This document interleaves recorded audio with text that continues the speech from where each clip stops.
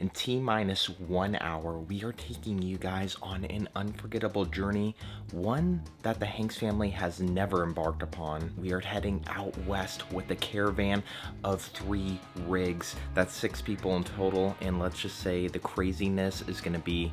Nay, I can't go anywhere, I'm telling you. You could spin around down there. We're not backing out into a major road. I'm stuck, like, this is crazy. I gotta back up. We gotta do something. It's gonna be out of control.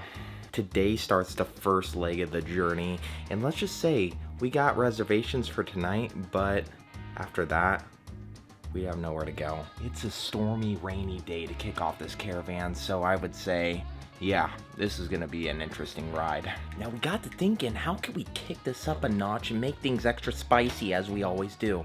Well, let me tell you, all 3 of us are rocking different trucks out on the road, so what a great way to do a comparison as we go along out west. We figured it out, 6 heads equal 1, right? Something like that. If I've heard one resonating theme as we go along in the RV life, it's not what kind of RV are you actually living in, it's what kind of truck are you towing with. I think the biggest consideration is going to be the fuel mileage. How often are we stopping to fuel up, and what are the miles per gallon we are averaging? Trust me when I say the men already nipping at the heels to bring the information.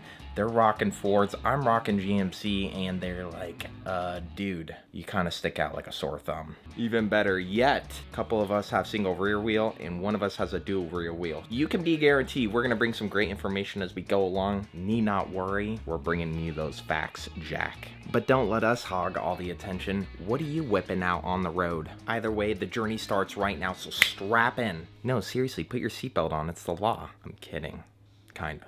Go see if Nene actually made it out of bed for once. I want to get back in bed. It's such a cold, rainy day. I think the reason you're crying is because you can't be laying in bed with Stinky Butt right here. I mean, what is going on? I feel like he's the culprit as to why you don't ever get out of bed. I'm just going out on a limb here. I'm not crying. I just put my contacts in. But I will cry. I can explain. Normally make the bed. I promise you. But today was one of those days that Dexter and I had some extra snuggle time. And look, how could you move that guy? How could you move him to make the bed? Tell me, how? Can I just say how freaky that is? What you're doing with your eye right now. We're driving about, I would say, an hour and a half from here. We'll stop and take a break. We'll fill up the trucks, and that's where we're gonna start the data collection. We're all gonna have full fuel tanks. We are going to show up at a fairground that claims they have site availability for us, but I don't think she understood on the phone that there's 3. Like, we made it clear that there's 3 of us, but we also didn't tell her we're gonna stay for 2 nights. So we are about to show up to a campground, 3 rigs, on a Friday and Saturday night, no reservations, and it's Mardi Gras. Like, we're going to Mardi Gras. Did I tell you we're going to Mardi Gras? Mardi Gras? What is that exactly? I don't even know what's going on with that. I just gotta go dump the tanks, and then we'll cross one bridge at a time here. Great, now we got half an hour. I want bags packed, I want lunches made, Stinky Butts in the cage, and I want the truck warmed up with tire pressures checked. Am I asking too much? No, I'm not.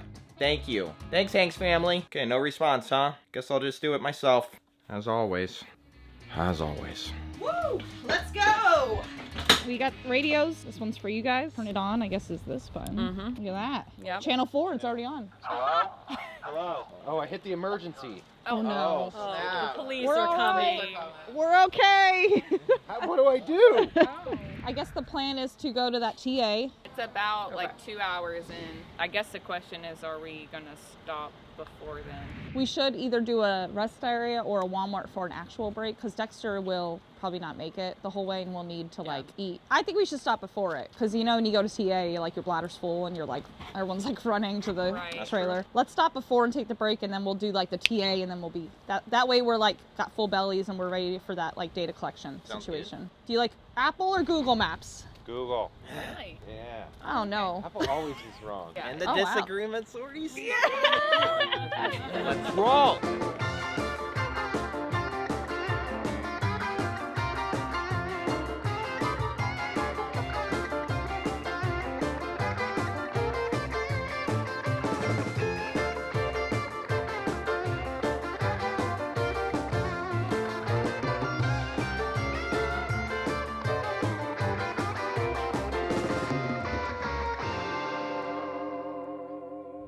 caravan with multiple vehicles or just another one, you're very tempted to keep it tight. And you want to stick together. But sometimes like trying to like be right behind each other and stick together makes it more stressful. So I think it's okay that you're spread out as long as you have eyes on each other. So that's something I'm noticing is everybody wants to be like directly behind each other. I'm trying to lose them. I know, I would have guessed. Mrs. Leadfoot. Nene is driving today, so look out, world. I should start calling her Leadfoot, because that's what she is. She just full send lets her rip all the time. Being back out on the road is always such a great feeling. And now the best part is we don't have to do it alone.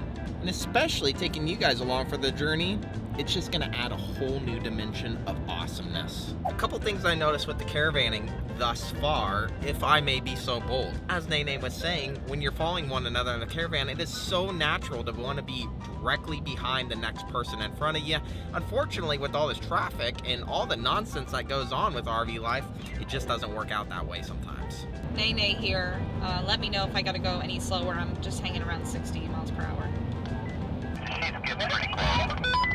Another thing is packing up. The whole new dynamic with packing up. Everyone has their routines of how quickly they pack up when they're ready to hit the road. Now today went really smoothly. I feel like we all set a time of 10 o'clock a.m. and we all stuck by that really well. But I can see as we go along, everyone's gonna have a different flow and it will be interesting to see it all come together. Will we mesh well together as a team, or will there be some drama waiting for us down the road? You know how it goes in the Hanks family, we're sharing it all.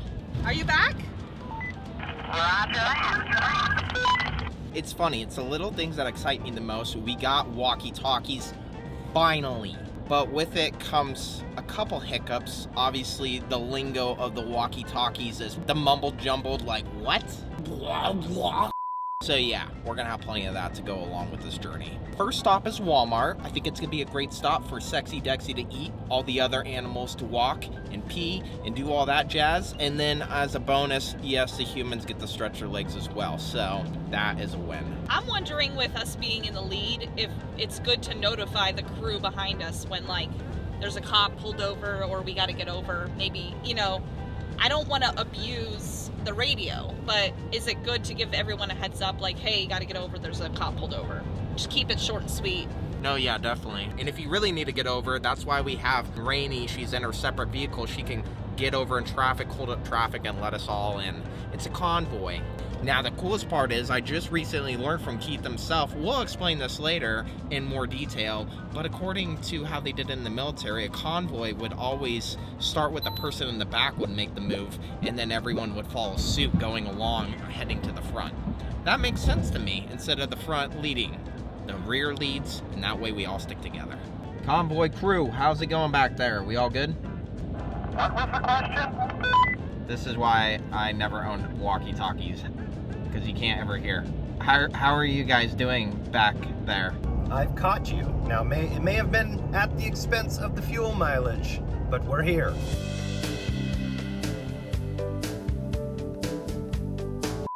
All right, you guys need to pull over anytime soon, or are we still good for Walmart?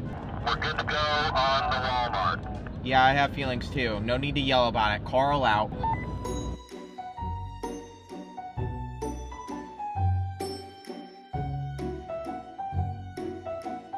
Initially, we were gonna go to Walmart to pull over, but we are 10 miles out still, and I just can't hold it anymore. We gotta pee really bad, so we're all pulling over at this rest area, which brings me to my next point. It might be better to utilize rest areas for regroupings rather than Walmart. The reason I say that is because Walmart can sometimes get hectic. You just never know what you're gonna walk into there. What is the parking like? How much traffic in the surrounding areas? Are there places to turn around? Yada yada.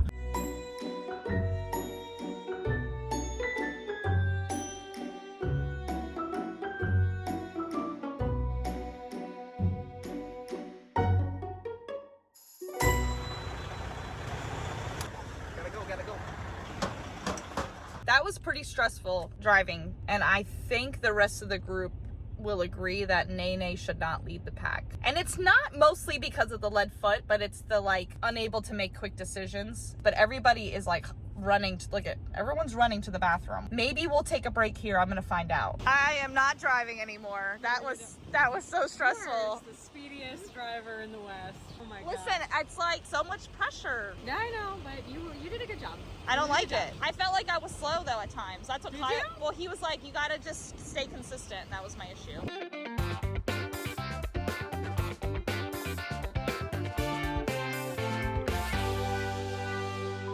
All right, so here's the scoop. We're all going to the same TA, and this is where we officially are starting the data collection to compare the trucks. We're comparing the tow vehicles to see who has the best fuel mileage, who can go the furthest, who's got the best towing experience. We'll have to really do some investigating on that. Maybe Carl's got to drive everyone's tow vehicle. The only inconsistency we're gonna have is that Keith and Rainey are going to depart in Beaumont, Texas for a couple days. Not very far, but they have to go get some work done on their rig.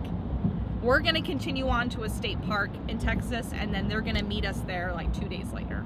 I'm really excited to see what this data is gonna tell, because a lot of you guys will reach out to us and ask if we've done any modifications and why did we choose the truck we have? Are we considering getting a dually someday? Well, we're gonna find that answer out possibly by the end of this trip, but we're also gonna find it out for you. Maybe you're shopping for a truck and you don't know what to get. Let's start this truck data collection. Here we go.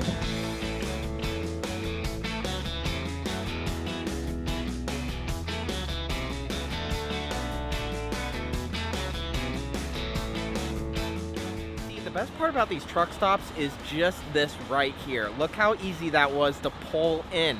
No waiting, no having to worry about hitting things on your way in. I'm telling you, this program is incredible. So if you're rocking a diesel truck out on the road, make sure you sign up for this because it's absolutely free. There's no catch, no membership fees. Just utilize this and we're saving a ton of money. Today we're saving over $1 on diesel. Literally $1.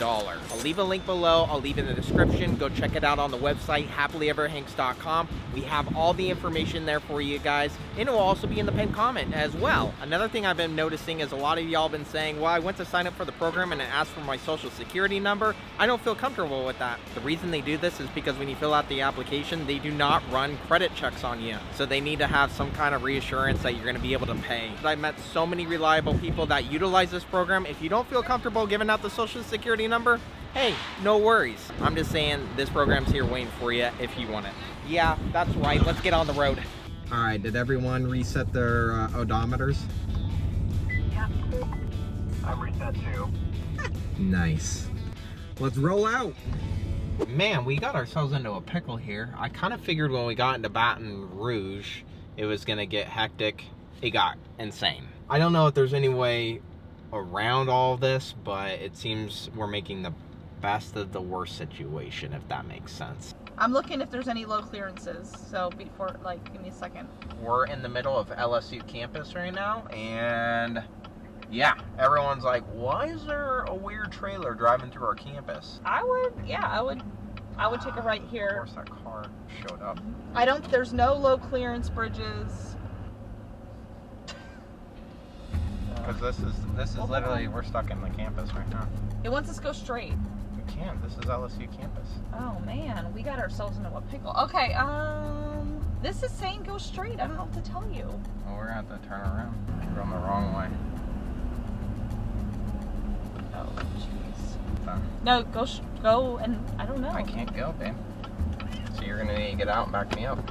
Nay, spin I can't around. go anywhere. I'm telling you. You could spin around down there. We're not backing out into a major road. I don't know where we're gonna go, Nay.